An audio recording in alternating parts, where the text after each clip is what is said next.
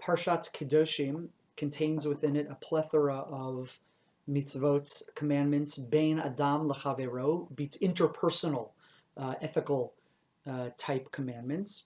And one of the more well-known is in this Parsha. This is Leviticus chapter 19, verse 14. Lo tikalel cheresh, do not curse a deaf person.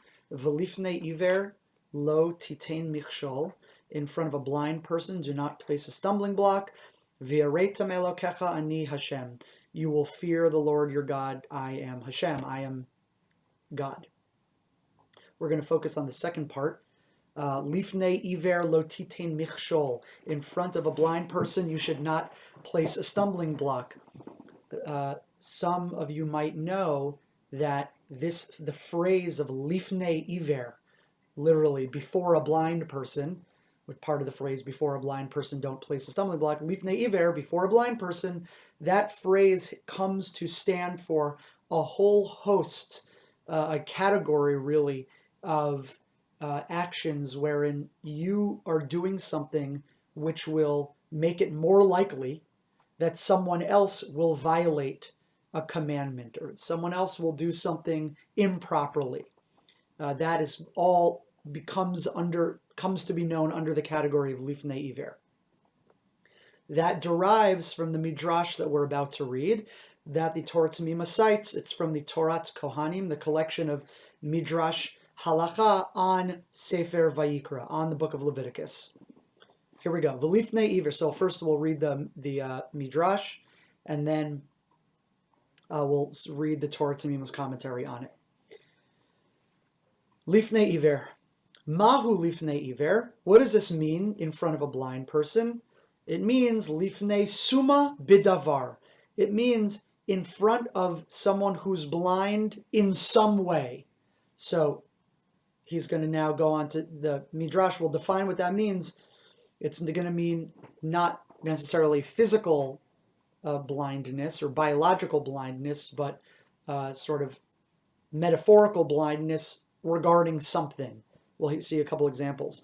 Haya notel mimcha etza, al titin lo etza she'ena hogenet lo. If someone asks you advice, don't give them improper advice.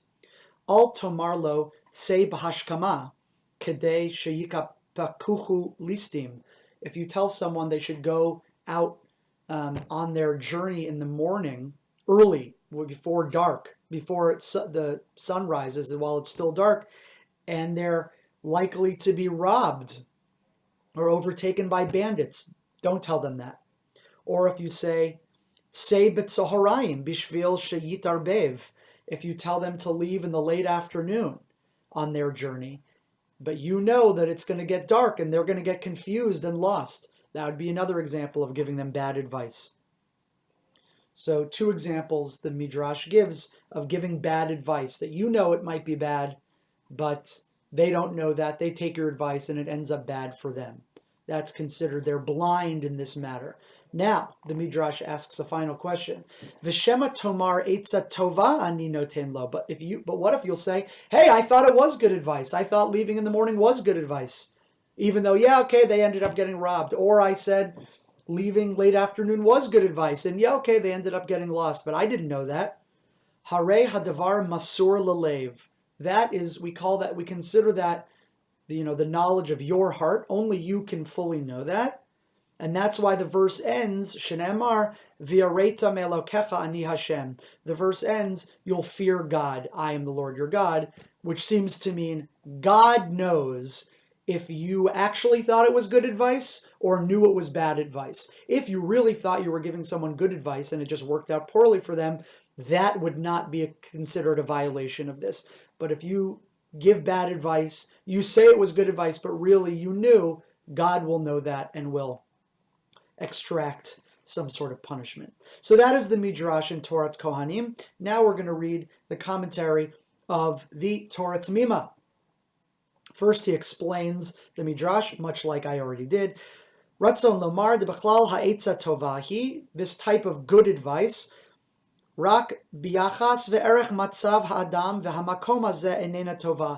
It could be good advice generally, but in this particular instance, or context, it's not good advice. Harei hadvar hamasur lelev ve'alokim yechaker zot eich hayta kavanato. God will judge whether you should have known better. Very good. He goes on about that, but that's really what I said. Now, let's get into the meat of what the Torah Temimah wants to discuss. Hine, behold, hamifarshim pirshu delechein hotzia Torah Kohanim et pasuk mimashtaha. The commentators note that this midrash that we just read has taken the commandment out of its explicit and literal context. Remember what the verse said: in front of a blind person, do not place a stumbling block. And yet the midrash understands that commandment to not be about a literal blind person and a literal stumbling block, but about it's metaphorical. Someone who's blind in a certain way, meaning they don't have some information and they come to you asking for information.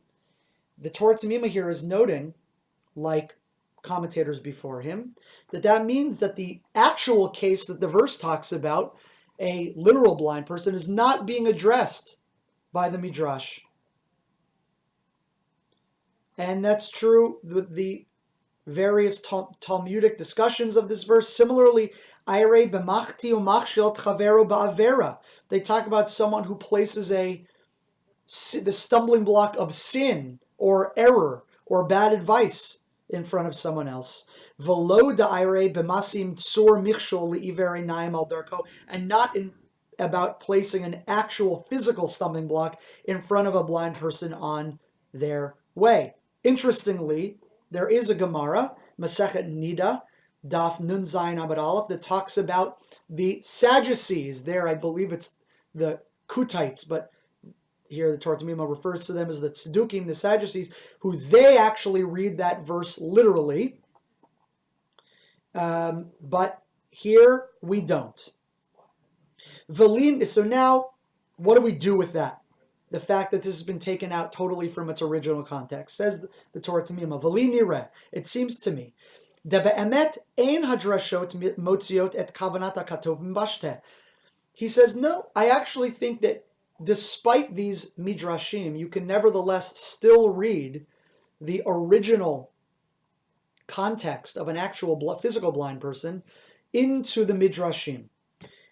Ela demosifot shegam inyanei michshol va'avera gam ken klulim b'zeh. And we should read the midrashim as saying that not that there's only a metaphorical and metaphorical meaning here, but rather that the metaphorical meaning is added to the original physical biological blind person. Mishum de malim michshol haguf u'michshol hanefesh. There's a stumbling block. You can physically make someone stumble or spiritually make them stumble. V'kevan dematzino d'shem iver mora al iver einayim v'al iver hasechel. And we see that this word blind in the verse refers elsewhere in Jewish literature either to literal blindness of eyes, but it also can mean to a sort of intellectual or knowledge-based blindness. L'chein kolel pasuk kulam. We can say that the verse combines both of them. V'rak kizeh chalukah dat hatzidukim shehavanu. And when the Sadducees in that Talmudic sugya in Masechet Nida say it only means the literal, they just believe that. We believe both. It's not that we disagree with the Tzedukim, it's that we also believe the metaphorical meaning. They only believe it has to do with the physical stumbling block and not the metaphorical one. So, he then adds at the very end of his piece one additional insight. And that makes sense. Now he expands to the full verse. Why does it say the first part of the verse was don't curse a deaf person? The verse referred to two categories of people who are handicapped in some way, she'efshar lahachshila mibli sheyadu vayiru mehem, that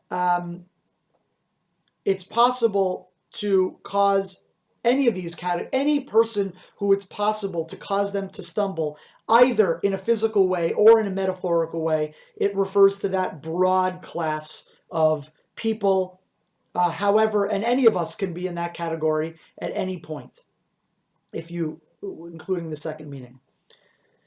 But now, says the Torah Temimah, I want to add one halachic point, one Jewish legal point, which is as follows. Generally, most of the Jewish jurists who have looked at this, and those who write the legal codes, have said, Da'alav de lifnei iver ein lokin mishum de ein bo maisa.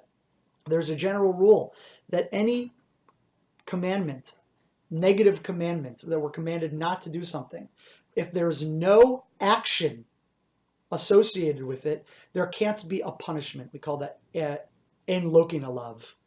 And to the degree that we understand the mitzvah of lifnei iver as being sort of verbal, I give you bad advice, or I help you do something negative, but there's no action associated, so then there's no way of punishing me for this. But, says the Torah Temimah, if we're going to say that this mitzvah actually includes the physical placement of a physical stumbling block, then in fact it would be possible to receive punishment and physical punishment for this.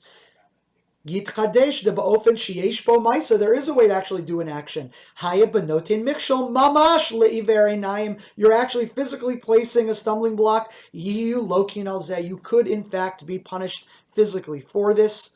But tzarich iyun shelo hi'iru b'zeh poskim. And he says it's a little strange that no other halakha commentaries noted this. In fact, there was one commentary I could find that does note this. That's the Minchas Chinuch, also the 19th century, and he does also raise the same question of is it perhaps possible that putting a physical stumbling block would be problematic. So, interesting discussion of this categorical mitzvah of lifnei iver, of putting a stumbling block, generally understood to be a theoretical, a metaphorical stumbling block, but here the discussion of whether that actually could be a physical one as well. Always a pleasure learning with you. More next week.